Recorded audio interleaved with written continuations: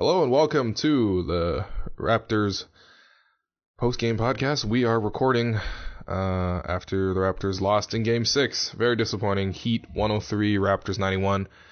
I'm William Liu. I'm taking over the hosting duties randomly today, and I've got Zarar on. Zarar, what's up? Hey, what's going on? I just didn't feel like doing it today. Yeah, you didn't feel like doing it like the Raptors didn't feel like doing it on the defensive end because I think let's start there. The Raptors lost this game in two parts. I think the Raptors lost the game early on because they couldn't find any way to stop dribble penetration from the Heat, and their defense was really bad. They gave up something like 121 offensive rating to the Heat through the first three quarters. Yeah, and then in the fourth, I mean, the Raptors' offense just died randomly, which is really unfortunate. What do you think of the defense? It was poor. I mean, in the last podcast, I think we talked about like the biggest threat that he'd have, and we both agreed that it was Goran Dragic. And lo and behold, like nobody could guard him. And it wasn't just. I didn't think it was just Dragic going off one-on-one and just beating guys. I thought the Heat made a good concerted effort of getting him open. I think they ran him off like 2 to 3 screens in every possession. I think he's very effective coming off that left or right wing. Using a couple of staggered screens and going into the paint. He was good there. And the Raptors never seemed to counter. And then on the obviously we were going with Biyombo in the middle, and the Heat were going small, like a 5-out lineup. I think they had like Winslow starting at center, who's like 6'7". Officially, he was the center. And they obviously engaged Biyombo in a lot of pick and roll play, and Biyombo just backed off, and Winslow, or I think Richardson hit a couple of jumpers, and I was fine with that because that's not sustainable throughout 48 minutes. And but for some reason, after that, the Raptors' big started to come out, which opened up space behind them, and the shot blocking went away. So I thought our early game plan of just like letting them shoot and involve Biyombo in pick and roll play and just back off was doing okay because we were still hanging back and protecting the paint. But for some reason, we kind of went away from that, and we started coming out and guarding those their guards, which opened up space underneath for them. Yeah, I agree. I mean, the series has been a complete slog for Miami offensively.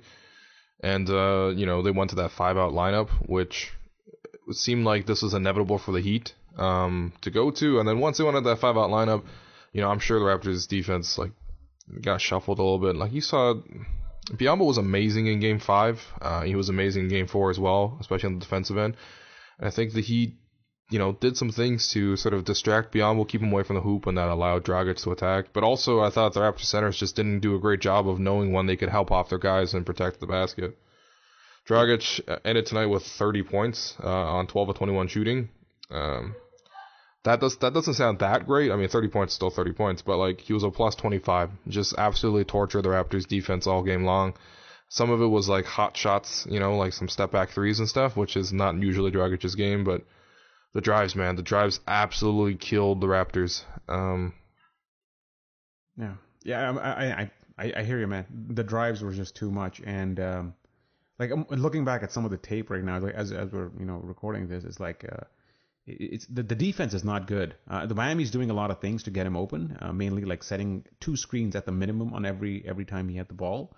But the Raptors essentially at that point have to switch. They have to switch, and they can't even be bothered to worry about who's covering who they basically have to switch every time, and to stay with Dragic, you can't just be going across screens and trying to catch up to him.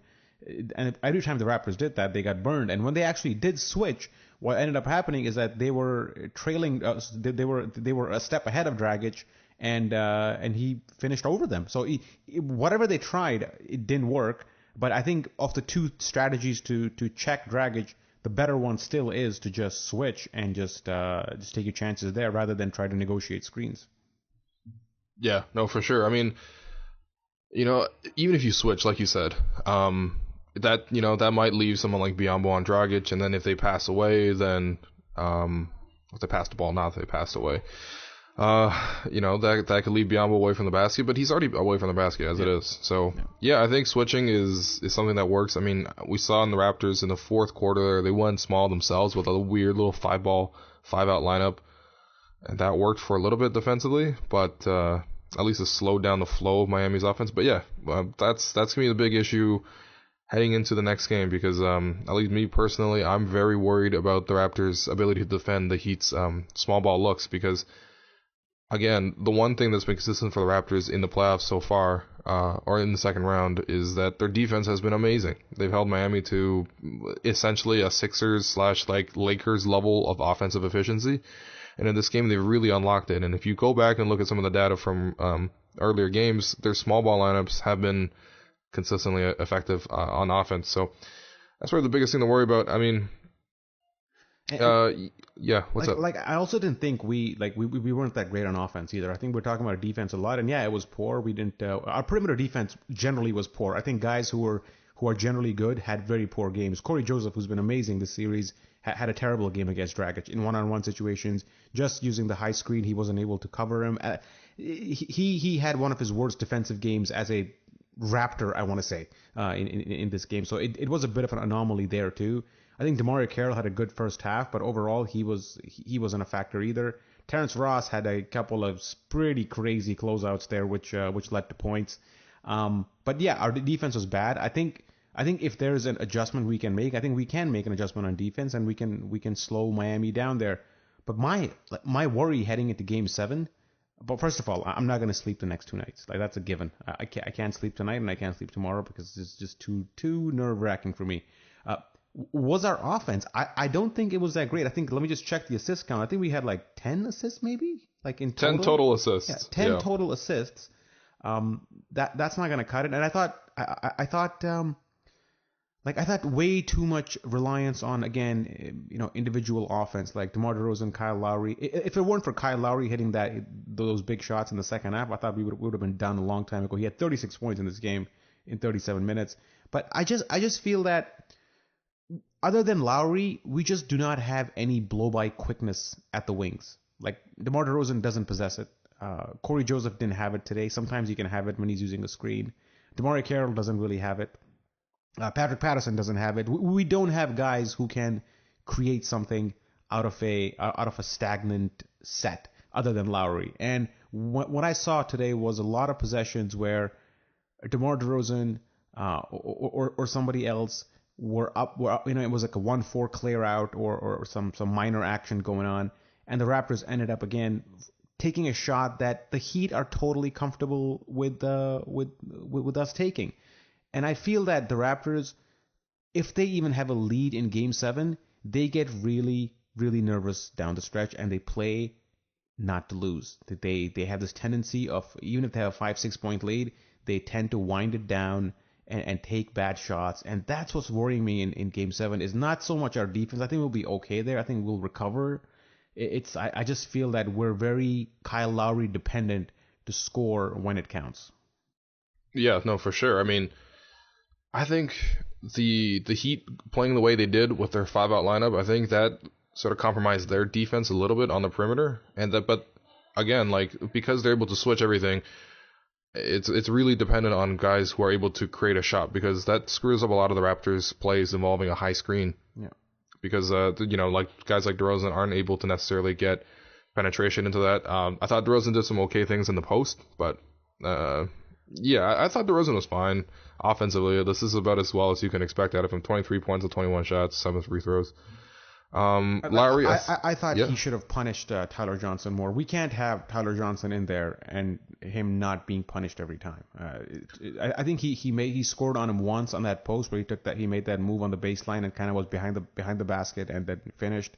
But I think in his 15 minutes, Tyler Johnson, he was, we should have gone at him a lot more than we did. Yeah, no, I agree. Although I don't know, Tyler Johnson he's solid. He's just very annoying with the way he moves his feet all the time. He's almost like he plays stylistically similar to Dragic in that he's always on the move, catching it, driving it, dishing it off. It just keeps the defense constantly on his toes. I think he's been really effective the last 2 games. Miami has been smart to put him back in the rotation, but man, yeah, it just, look, in this game, Lowry and DeRozan were the only guys who scored. Well, they combined for 59 points, which is amazing, just like in Game 5, but no one else stepped up in terms of on offense. I mean, Patterson had a couple putbacks, which was nice, but 8 points is nothing to write home about, especially when you miss both your both your 3-point attempts. I don't know, man. I mean, how can the rest of the Raptors get going? Was it a case of Lowry and DeRozan not passing the ball, or was it a case of, I don't know, those guys weren't getting themselves open? Yeah, I think our offense, like if you look at our offense today, like we shot 41%, scored 91 points. I think that's kind of what we've been scoring in this series. I don't think we've touched 100 yet, so it's maybe like 2 or 3 points shy here. But I think our offense is our offense. I think today Miami essentially just got too many easy shots, and our perimeter defense was poor, and they end up shooting 48%. You give 48% shooting to Miami, you're not going to win the game. It's simple as that. So I'm not even so worried about like the fact that we lost this game. I'm not like we were kind of expecting this to be a bit of a loss. I'm just dreading the prospect of Game 7 at home, given that Miami is starting to find some form with their 5-out lineup, and that the Raptors offense is so Lowry dependent. I think those two elements combining is making. I'm of course I'm upset that we lost Game 6. But it's the prospect of facing Game 7 against an experienced team that is bugging me right now, because heading into Game 7 against the Pacers, you were pretty confident because the Pacers essentially were they were green, right? That's not Paul George hasn't won too much out there. George Hill, Monta Ellis, those guys don't scare you in a Game 7, but this Miami team with Dwayne Wade, Joe Johnson, like these guys, they scare me. I think. I think I was watching the TNT Inside the NBA, and I think Charles Barkley made the point that, if you, like, they asked him, like, who he favors in the series. He goes, Raptors got to close it in 6 because Game 7 at home, you got to give the edge to Miami. And it's looming in my head right now. What do you think? Like, how are you feeling heading into this Game 7 compared to the last one? A lot worse. A lot worse. I don't know necessarily about the experience factor. I think that does factor in. Miami has sort of kept their head. You've never really seen Miami play out of character in the series, and I think that's credit to the guys. Like, they don't get out of character. The Raptors, we've seen them kind of lose their heads on offense. But my biggest worry is that I think the Heat have found basically the way to beat the Raptors finally, which is to spark their offense with this 5-out lineup. And what we've seen is, not only can the Heat score with their 5-out lineup, but the Raptors can't score nearly as well as the Heat can in this lineup. And not only that, but the pace with so many wings on the floor really does favor Miami. I mean, if the Raptors, so they tried staying big early on, and it mixed results. But when you look at the end of the day, Patterson got 4 offensive rebounds, so he was, I like the idea of crashing through Patterson. But again, the Raptors got 8 offensive rebounds, right? And the Heat themselves got 7. And basically anything that Patterson gave you, it was given back because Josh McRoberts got 3 putbacks. Yeah. So it's, you have to win the possession battle somewhere, and that's something the Raptors have done really well. They've gotten offensive rebounds, they've kind of controlled the glass. But in this one, they didn't force the Heat into any turnovers. Like, the Heat had 7 turnovers, which is crazy for an offense today where they pass quite a bit. No, our defense was generally crap today. I think we can both agree on that. That we weren't aggressive. We didn't like usually like when you play a team, you give up one guy's points, but you stop the others. I don't think we stopped anybody today. I think Wade, Johnson, Dragic, obviously they all got good shots throughout this game. I don't think we smothered anyone, and that's to me is an anomaly. It's not the norm. I think yeah, Miami looked really good today on offense, and I think it's part because Spo is a great preparation coach, and he goes into every game with a solid game plan. And in the ESPN coaches huddles, he was preaching pace. Like, you could see him say, we got to up the pace, get the rebound, go immediately, don't even worry where your teammates are, just go up the pace. Like, that was his directive. And then they moved on to Dwayne Casey, and he was like, guys, we got to worry about transition defense. So you saw in that just clip that one coach is pushing it and the other one is reacting to it. And that speaks to, like, Spo's a great coach. I mean, he's won championships and he knows what he's doing. So, but at the same time, I think the Raptors defense cannot be this poor heading into Game 7. I think that's got to correct itself somehow. See, I'm not totally sure about that. Yeah. maybe I'm just being a little bit too pessimistic, but I think the biggest takeaway for the Heat is that they were able to successfully dictate the style of the game. And I don't know if you want to necessarily, you know, hit on Dwayne Casey for that, or if you want to slag on the Raptors players, but I don't think it's any of that. I think it's just the Raptors tried to stay big. They weren't effective scoring with it. So then they eventually lessened, they started making some plays for the offensive side of the ball, and then they still couldn't stop Miami. I don't know, man. I'm not totally sure how you fully solved this 5-out lineup for Miami, because it's incredible how quickly they've sort of brought this unit together. I mean, like, think about how much the Raptors are stagnant, and it takes them a long time to learn new plays and things like this. The Heat, they haven't played 5-out with like 5 wings all season because they never had to. But all of a sudden, Justice Winslow is like setting great screens and making perfect rolls to the basket as a center so that he can get open for shots. I mean, he was only 4 of 9, but that's very annoying to even have Justice Winslow score anything, because I mean, he also had 3 free throws, so he had 12 points. It's annoying. I don't know how the Raptors can stop the Heat's 5-out lineup. And if you go back and look at the other games in the smaller sample sizes for this sort of look, the Raptors have not succeeded defensively. Like, here's how you can slow it down: is you just keep your bigs back and concede the jumper. That's an easy way of putting it. Like, in soccer you have a heat map where you see the average position of a player, like where they've been on the court or on the pitch for most of the game, and then you can make a lot of inferences based on that. I think if you look at Bismack Biyombo's heat map in this game in the half court set, you'll find him too far away from the rim than he needs to be, because when he is near the rim, like you saw in the first and part of the second quarter, he does influence a lot of shots. It's a fact. I think he's been excellent at that. I think he was good in this game as well.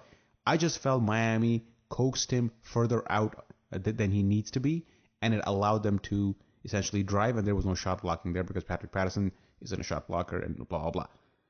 I think that simple adjustment could save you some points here and there and might make Miami rethink things. I remember Dwayne Wade in that late first quarter when he went to the bench. He was visibly frustrated at how much Biyombo was bothering him, because every time he drove, Biyombo was there.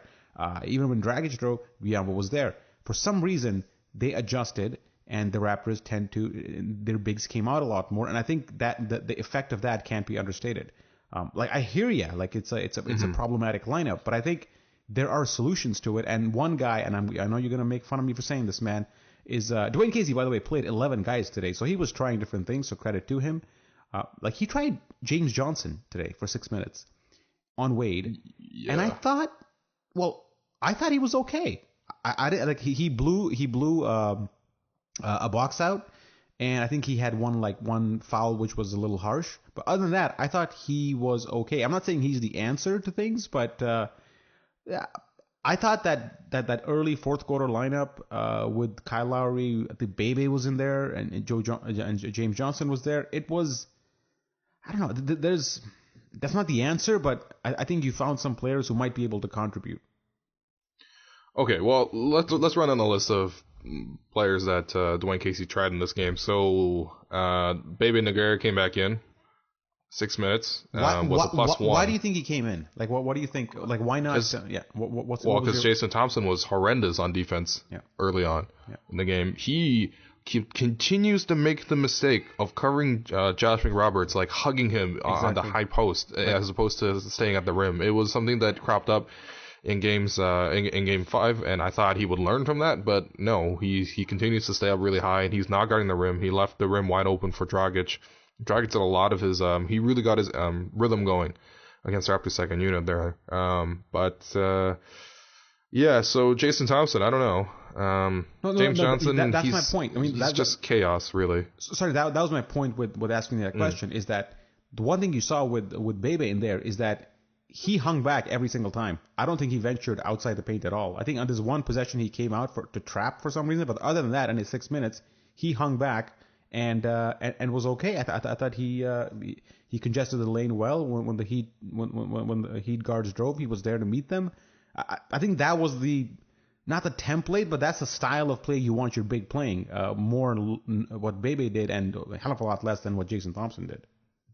Yeah, but I mean, with Bebe, he also conceded those two like crucial putbacks for Josh McRoberts, right? I mean, I think Bebe's plus minus numbers look fine because he was playing while Larry was getting like complete. He went on an 8-0 run to start the fourth quarter there.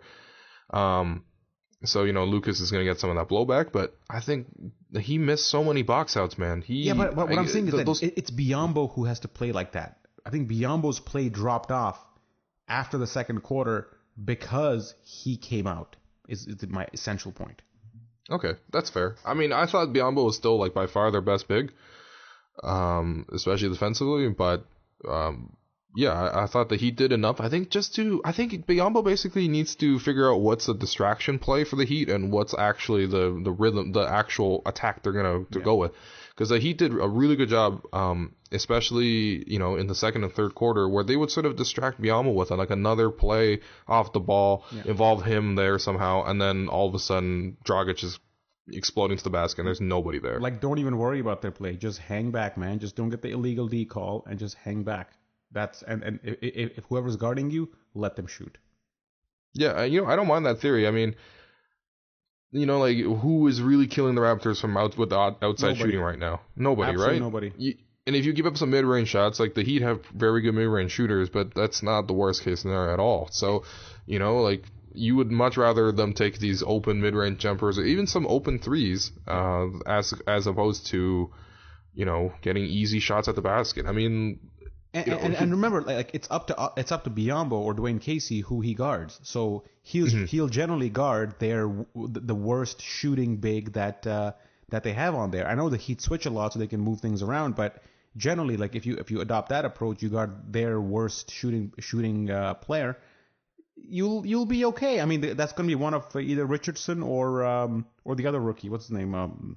Winslow. So it's not Winslow. Yeah. Like those two aren't going to win you a playoff series or Game 7. I think at least you would take your chances with that happening.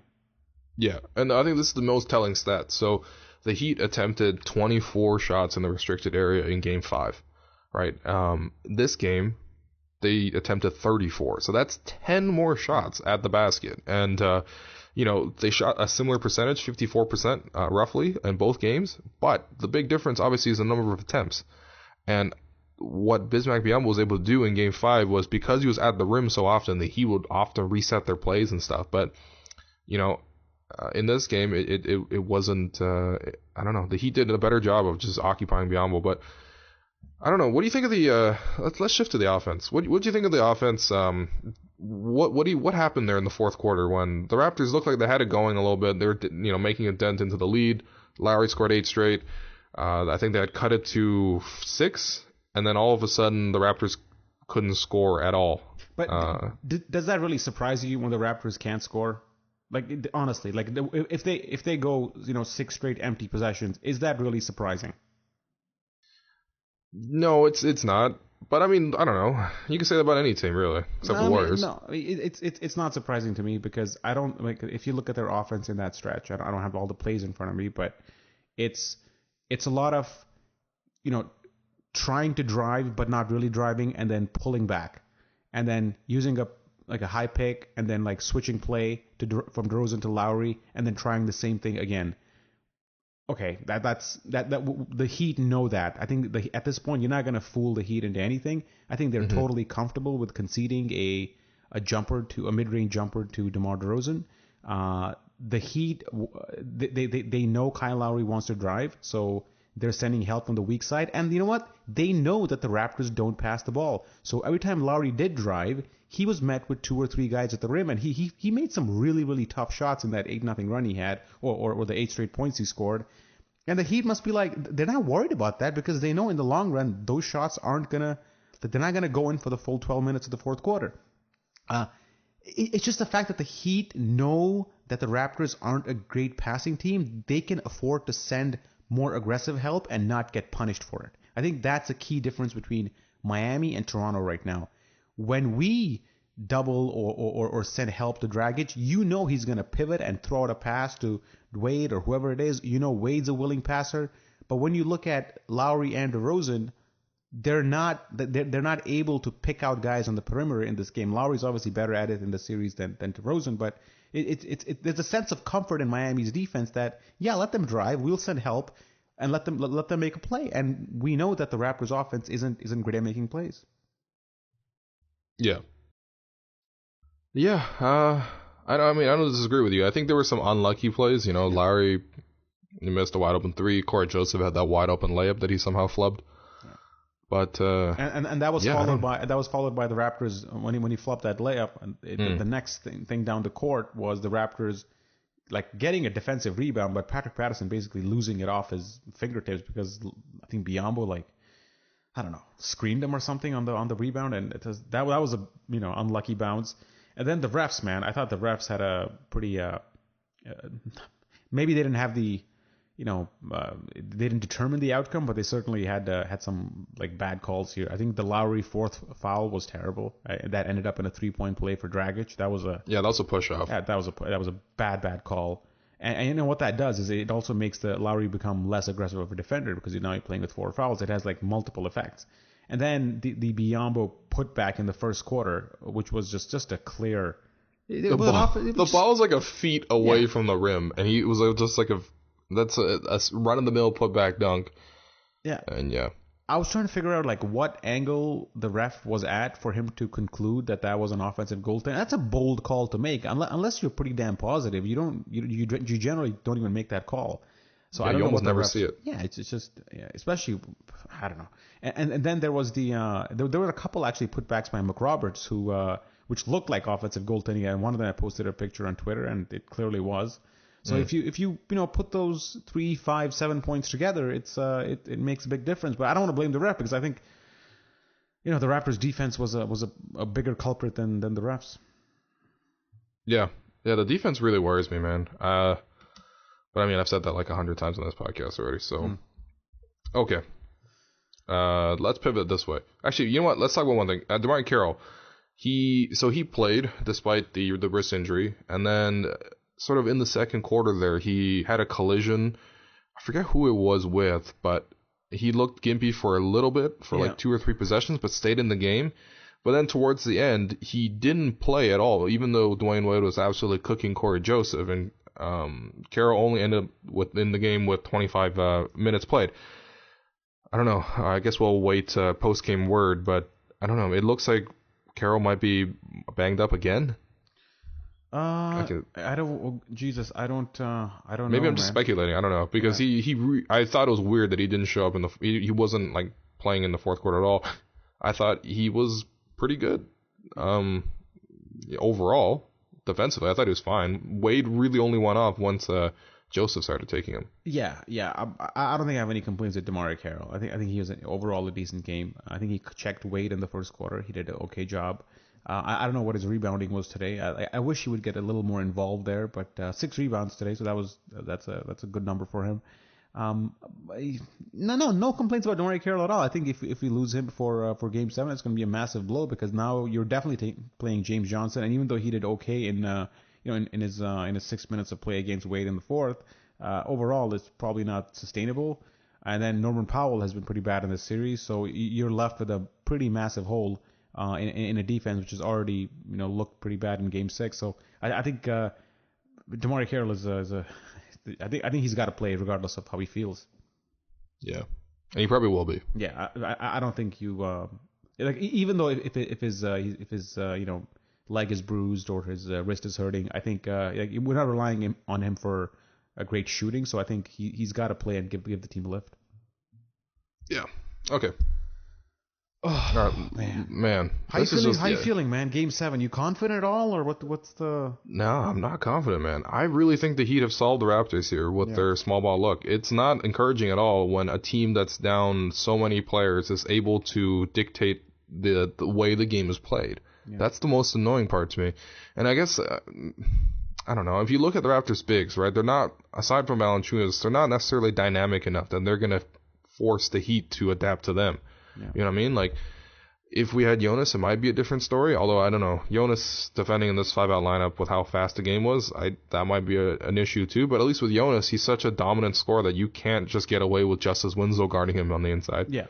Exactly. I mean, you saw Yeah. in this game that Biyombo had plenty of opportunities to score, and he's only 1 for 4. But I think if you look at how many shots he had available to him take, He takes forever to gather himself. and it's 1 for 4. But really, he had about 5 or 6 more shots that he could have taken, but instead passed out because he was either too confused, too disoriented on how to go up, and ended up passing it. But you put Jonas in those situations, and those are like buckets every single time. So it's not like the Raptors bigs or Biyombo in specific isn't getting to a scoring position. It's just that he doesn't know how to finish, and the Heat kind of know that, and they know that. So I don't think they're too worried. I think that's part of the reason they're going into this 5-out lineup is that because the Raptors, they might be able to make them pay on the defensive end by getting some shot blocking, maybe some rebounding, but offensively we can't really make them pay for going small. That's the key problem here. Yeah, that really does suck because Jonas would have helped, but the Raptors aren't necessarily in a position to complain about injuries when the other team is down Hassan Whiteside and Chris Bosh. Yeah, but this is a very discouraging result. But let me ask you, what do you think the Raptors have to do to win Game 7? What do you think needs to change from Game 6? I mean, can I just say more efficient offense? I think the defense, we already talked about that a little bit, but I think like offensively, you're not going to win Game 7 with 10 assists unless Lowry and DeRozan both go off for like 35 each. You gotta move the ball because the Heat do send a lot of help to Lowry. They don't send nearly as much help to DeRozan, but even when he gets into the paint, they send help, and we got to be better at moving the ball. It sounds very, very simple, but that's really what it is. We have to move the ball around a little bit, and our perimeter guys have to shoot better than 4 for 16 from 3. I think our 4 for 16, they were good looks. I thought Terrence Ross had a couple of good looks. Patrick Patterson had 2 great looks from 3. Kyle Lowry was the only guy who actually made his 3-pointers today. So I think that's got to change. And I think Corey Joe, he hits 2 like really tough shots in that fourth quarter, like one high arcing rainbow and then one other one.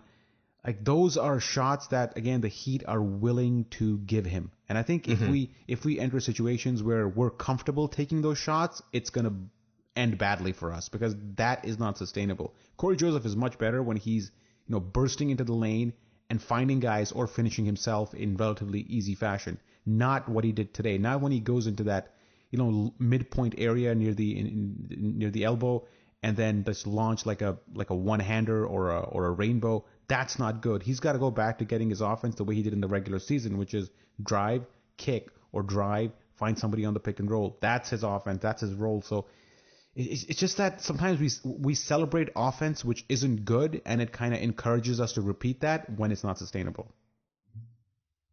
That's well said. All right, I'll add this. I think the Raptors need to find some way to slow down the pace. Some way to, number one, control the defensive glass. It's embarrassing. If you're going to be the bigger team, you cannot give up offensive rebounds and putbacks to Josh McRoberts. That's number one. Number 2, just slow down the pace. If you look at the end of the score, I think the Heat there were only 3 extra more possessions in this game than Game 5, but it's like stylistically the pace was different through the first 3 quarters at least. And the Raptors, they cannot get into an open court game with the Heat, and that's tricky because the Raptors need to score in transition against Miami to generate enough efficient offense.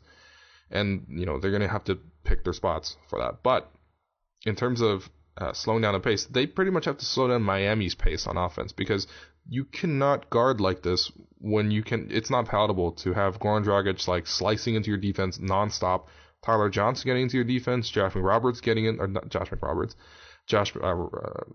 what's that guy's name? Josh Richardson. Yeah, he's getting into the defense. Dwayne Wade's getting into the defense. It's too much, man. It's the guards need to do a better job of guarding on the perimeter. Like you said, maybe the guards need to give them some more space. Maybe be a little bit more liberal in switching so that you don't give up so much dribble penetration. Because I thought that absolutely killed the Raptors early on. The Raptors really spaced out, and the more the Raptors are spaced out, the less Bismack Biyombo can be effective on defense. Yeah. So I think there's you have to slow down the pace of the game. You have to force the Heat into longer possessions. And for the most part, this sounds counterintuitive, but I mean it's pretty clear that Goran Dragic is sort of the guy that makes the Heat offense sing, and it's not just with his scoring, but it's with the way he plays, because he pushes the tempo in transition, he drives into the lane, he probes a lot, he opens up looks for everyone else. Go back in the series and look at the plus minus numbers. Goran Dragic is the one that's consistently, been a positive force for the Heat. Obviously, Dwayne Wade has also been a positive force for the Heat, but not in the same way. He's sort of been a bailout strategy for the Heat. And so, if you can force the ball in more into Dwayne Wade's hands, more into Joe Johnson's hands, that's more palatable than when Goran Dragic is handling the ball out there, because he's absolutely lethal. And yeah, just tighter defense, man. I guess, yeah, better offense and tighter defense. Wow, that's yeah. I think that's every coach's. Yeah, I think the Raptors actually had 12 fast break points compared to the Heat 5, but that doesn't tell the story, because the Heat initiate their offense much earlier than the Raptors do. Mm-hmm. So even their eventual basket they score, which happens in a half court set, that whole play was actually initiated in transition. When somebody drove, kicked the ball around, Joe Johnson drove, Luol Deng caught it, Dwayne Wade had a little move. It starts early in the clock for them. So I think one thing the Raptors could do is not send their guards or even Patrick Patterson for offensive rebounds, because what happens is that we get caught. It's okay to send Biyombo for the offensive rebound and see if he gets it, but I think we got to be a little less aggressive trying to get the offensive boards, because especially Patrick Patterson, because he did get a few of them, but the times he didn't get them, it allowed the Heat to kind of break and set their offense up early.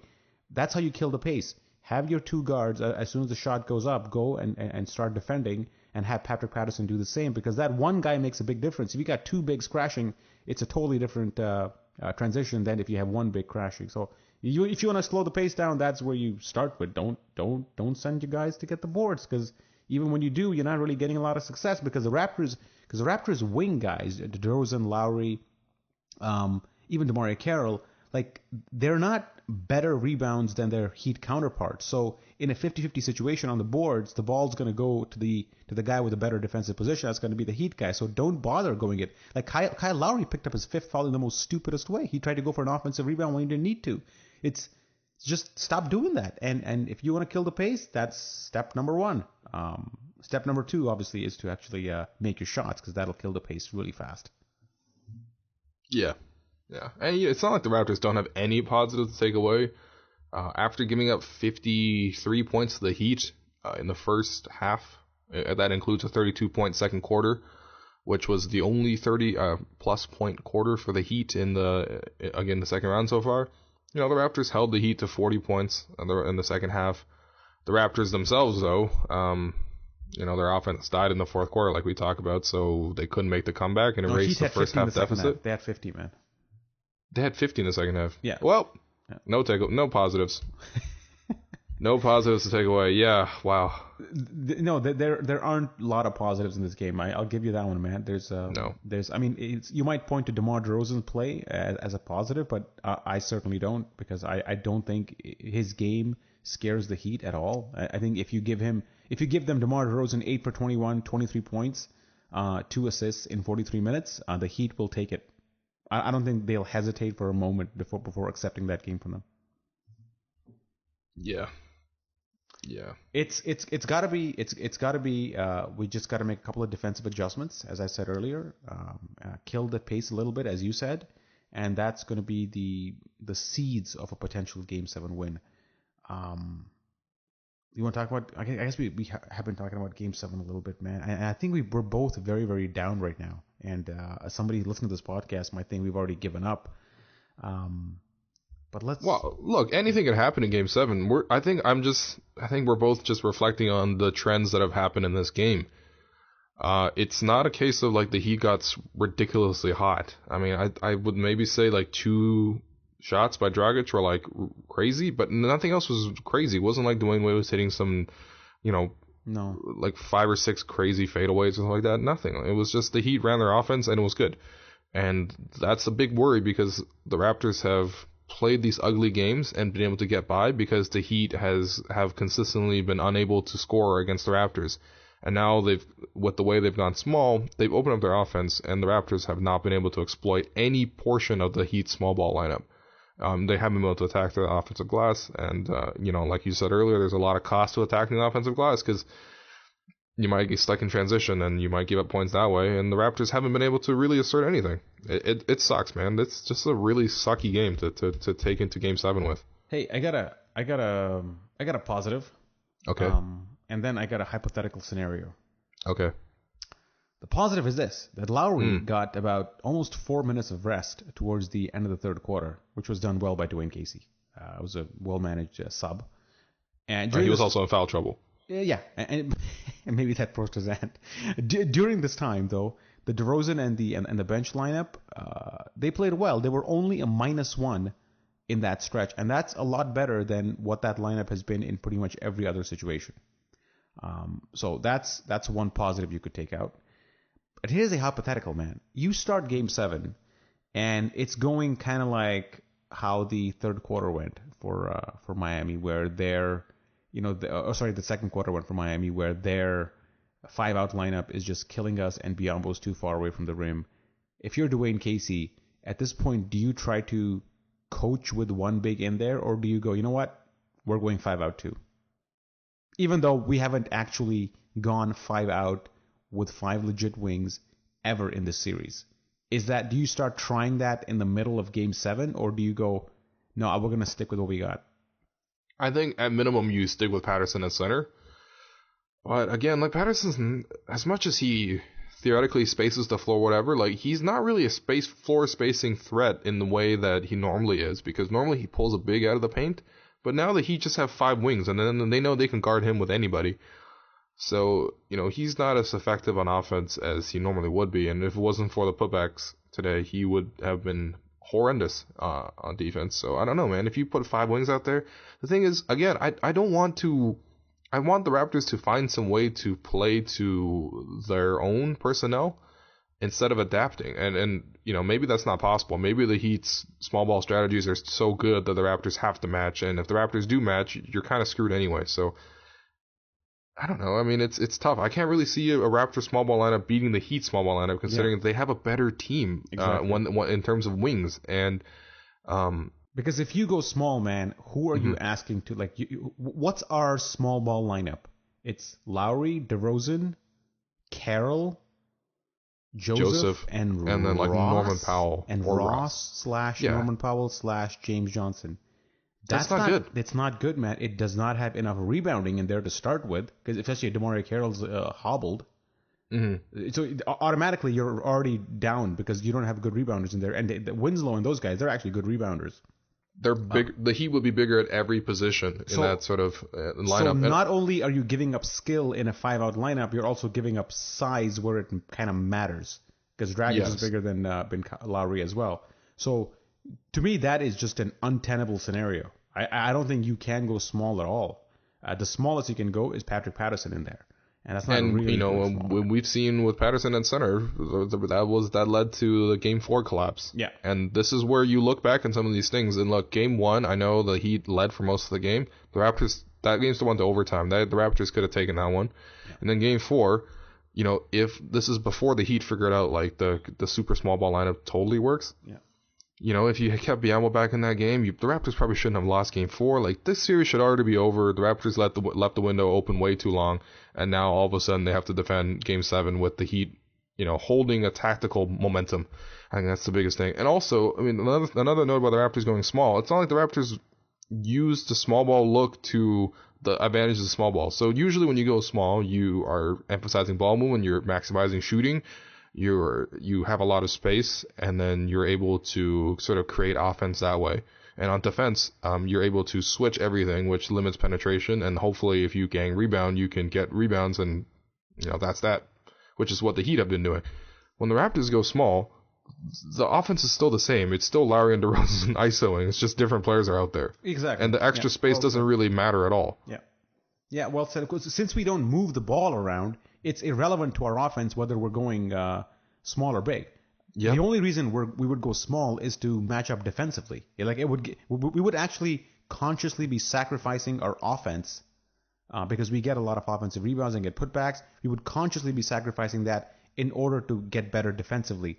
And I think get better defensively is a bit of a double-edged sword, because I think by us going small, the Heat also get better offensively as well, because they're more liable to get offensive rebounds now. So it in any scenario, us going small doesn't make sense to me at all. Unless you had like James Johnson, who was in form, or Norman Powell, who's having a great series, then you would say, fine, let's roll the dice. But none of those guys. Powell has been non-existent, and James Johnson, we joke about it, but dude, he actually looks groggy. Like, he actually looks like he's... Yeah, because he hasn't played basketball in months. Yeah, and he completely looks that way. Like, I wish we had, given these guys a little, prep time towards the end of the season and get them in some sort of shape. But James Johnson, he played well, but he's not usable. I was so confused watching him out there. At this point, James Johnson is theoretical. All right, theoretically, he's this mobile wing with size that can guard and switch and run in transition and handle the ball a little bit. But that's theoretical. In actual practice, James Johnson is he's been out of the lineup so long, he's almost unplayable. Dude, you want to confuse the hell out of people? Bring Bruno.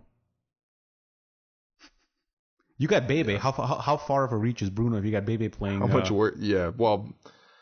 Yeah. Man, it would be a sad sight to see if Bruno somehow made it to the game. Yeah, I don't know, man. That being said, the Raptors, a couple things go their way. The Raptors could make this. They could have made Game 6 close, and But do you? Okay, here's a key point, man. Corey Joe. Yeah. Corey Joe had one of his worst defensive games, horrible. As a Raptor. Horrible. Dragic was just tore him a new one every single time. Do you really see that happening two games in a row?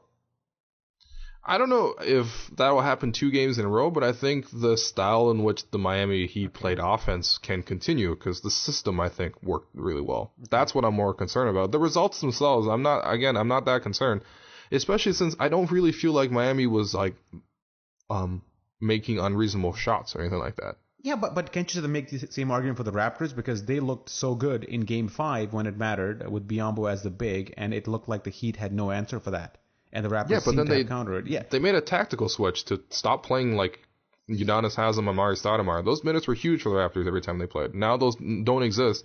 And suddenly Justice Winslow is I credit Justice Winslow for being a rookie, has never played center in his life. All of a sudden he's short rolling and finding all these crafty ways to get to the basket to score. That's crazy. He shouldn't score on anything other than jumpers the Raptors want him to take. But instead, he was able to score in the paint. That's ridiculous. Yeah, I'm very upset about this. I thought one guy who also hurt us was Luol Deng. I think his defense on DeRozan was pretty good. His defense overall was good. He had 8 rebounds in 41 minutes. Again, offensively, he's not doing anything, but defensively, he can't shoot right now. I thought he was pretty big for them. Mm-hmm. I was really hoping that he wouldn't play, but it so happened that he did. So. I don't know, man. Yeah. We've been going almost 50 minutes in this podcast now. So what's left to say? Nothing. Let's just give a quick prediction for Game 7 and wrap this up. Okay, you go. I got the Heat winning by 5. Oh my god. And it's one of those things where the Raptors the Heat lead for most of the game. And then the Raptors make it close in the fourth quarter, but they can't overcome the hump. Just like Game 7 against Brooklyn. Oh, I was not exactly how Game 7 went. My heart obviously says the Raptors, at home. But my head, if you're a betting man, you would have to put money on the Heat to take it. Just because of all the points you raised, there's a tactical switch required here, and Dwayne Casey is a good in-between games coach, so maybe he does it, maybe he figures it out. I thought, just the Heat have better one-on-one players. That's got to factor in huge in a Game 7. Joe Johnson was 5 for 10 today, so he had a better offensive game than what he's been having.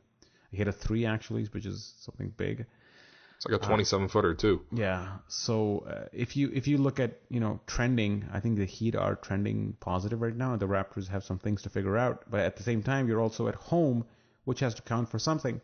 And there's always this wild card with the Raptors where that Like we have two guys who have the potential to have big games, like in DeRozan and Lowry, and big efficient games. I think they both can have them. I don't think DeRozan shot over 40% in the series ever. I think Lowry was over almost 50 today. Oh no, he shot 50% in Game 5. Or Look, did he? if you're looking for offense from the guards, they're doing it right now. They both have 59 points in the last 2 games. It's efficient offense I'm looking at. I'm not saying shoot 41% as a team offense. That's not, to me, that's not efficient offense. That's just a lot of shots.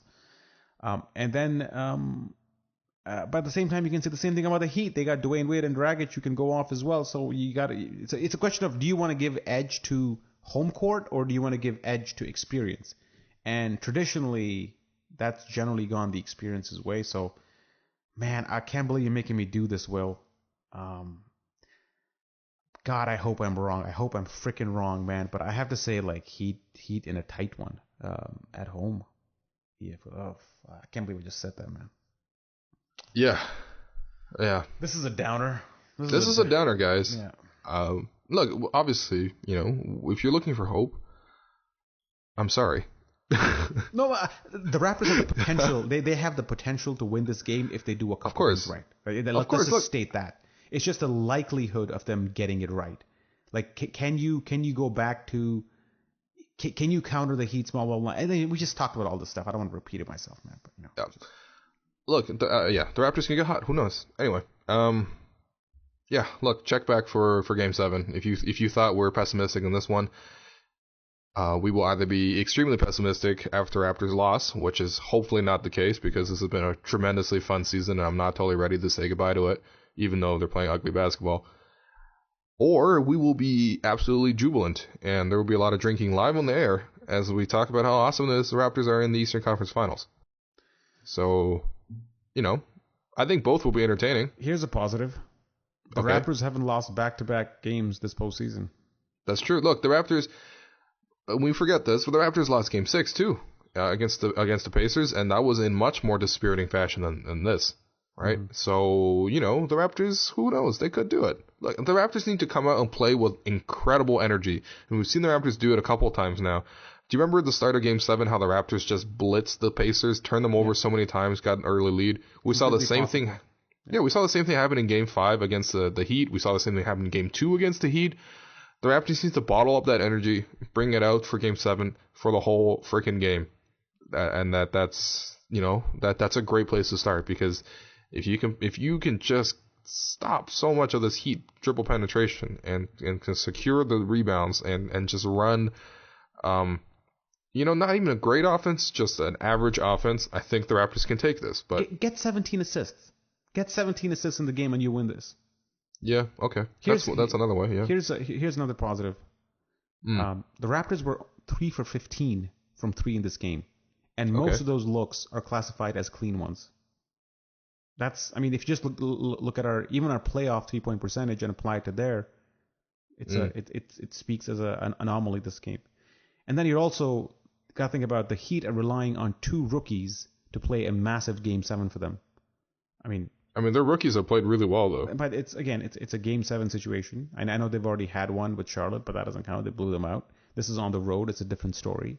Who knows how they react? It's something else. And I think you got to look at Corey Joe and say that I think he has the ability to slow down the point of attack in Dragic. And if he just slows down Dragic 20% than what he was at in this game, the Raptors have a pretty good chance. So I think there's a lot of things that were a bit. I know the scoreline isn't massive here, but there were a few things that happened in extremes for Miami. How effective their small lineup was, how poorly the Raptors shot, how well their rookies played, how the extreme that Biyombo went from being really effective to completely not effective in the second half. I think all those are, if they just normalize, the Raptors they should be okay. So it's not like this is a done deal by any means. I think the Raptors have a very good chance of winning Game 7. It's just when we made the prediction, it's a question of like, if you had to put money on something, what are the odds here? And also when I made my prediction, I also factored in the refs too. I think the refs here, the NBA is a sneaky thing, man. They would love a LeBron Wade East Finals. Come on, whatever. Come on. Yeah. we'll say the conspiracy theories until after the product is determined. I'll leave the podcast with this one final positive note. The Raptors only shot 7 of 22, which is 31.8% on uncontested field goals. There you go. That's pretty low. So, all right. Check back for Game 7, guys. Thanks for listening as always.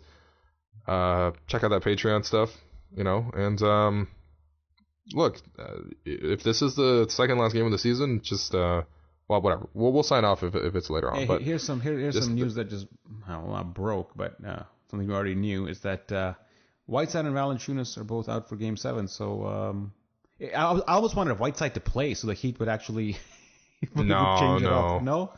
No. Okay, fine. God, well, Whiteside would be horrifying to add to this. Yeah. All right. Check back on Sunday. See you guys. Good luck, Raptors. Let's go Raptors, man. We the North.